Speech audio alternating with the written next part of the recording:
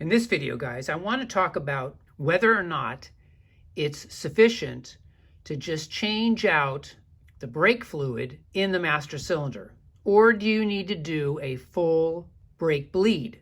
This is just one example on this webpage where this guy is asking about whether or not it's sufficient, and you get different answers, and I'm not going to read every detailed answer, but like the first one says, the biggest issue is that the brake fluid never comes back and stays in the line and it'll absorb water over time.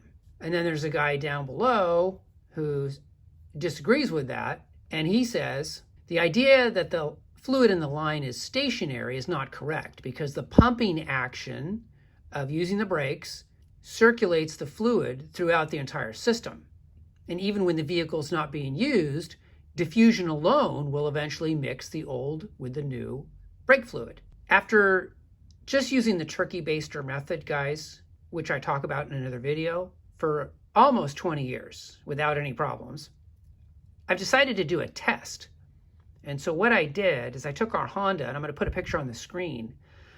On the left, the far left picture is basically the new fluid in the reservoir. And then the middle one is after about a week. And then the picture on the far right is after a month. And obviously the levels are different because it was taken when the temperature was different.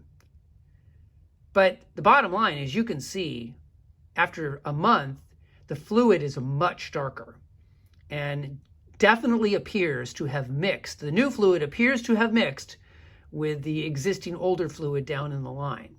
So to me, that is a very encouraging sign. And I'm glad I did this test.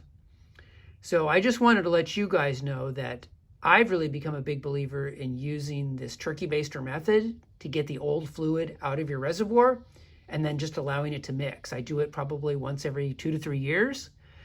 And for me, I haven't had any problems with brake issues. And I've been doing this for like this turkey baster method forever. And one more thing is that I'm not saying that this is just as good as, a full brake bleed. That's not what I'm saying.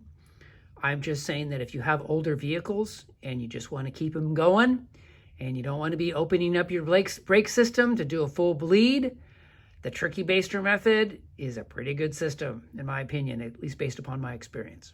Anyway, I wanted to share that with you. I hope you guys are doing well, and I will talk to you guys in the next video. Take care.